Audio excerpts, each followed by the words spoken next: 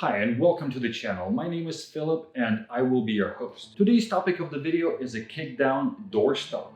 This ties into a few projects that I posted previously which were done on the same door that we'll be dealing with today. It's this one. So, why would you want to install a kick-down doorstop? Simply put, it is usually placed on a door which you want to prop open without having to hold it manually. In the case of regular interior doors, there are plenty more elegant solutions, which act as a doorstop on magnet. They are unobtrusive, but will only hold a light door. If you have a door closer installed, this would be the time to install a kick-down doorstop instead of the magnet type. As you can see on this door, the closer is configured in such a way to close the door softly, but it still has a lot of tension.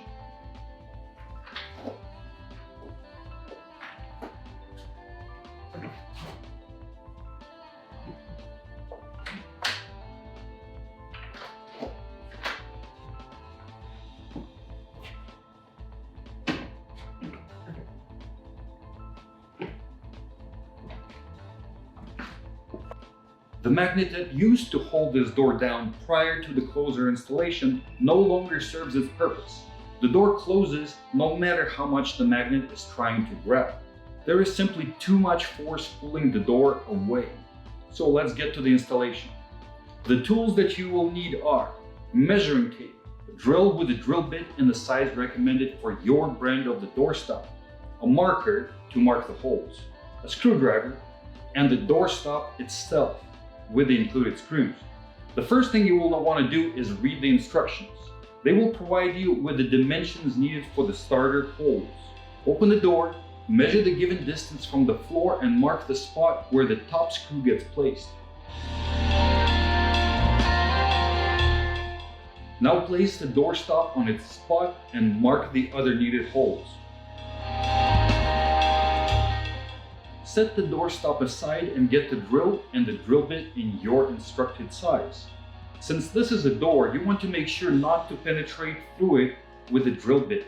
I recommend marking the drill bit with a masking tape, which will tell you exactly how deep it went in.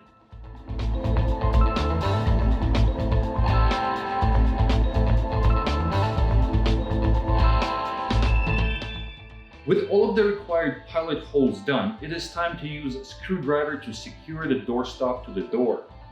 And you're done.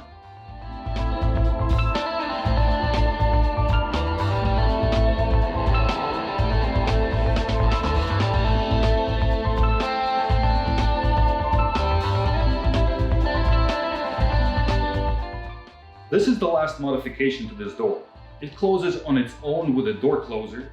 The bottom is protected with a kick plate from scuffing by the feet. And now it can be propped up to stay open without having to hold the door open while trying to carry something bulky in. 3 mods on one door, but now it has every eventuality covered. If you haven't seen those mods and are interested, check out the links in the description below. And our time has come to an end.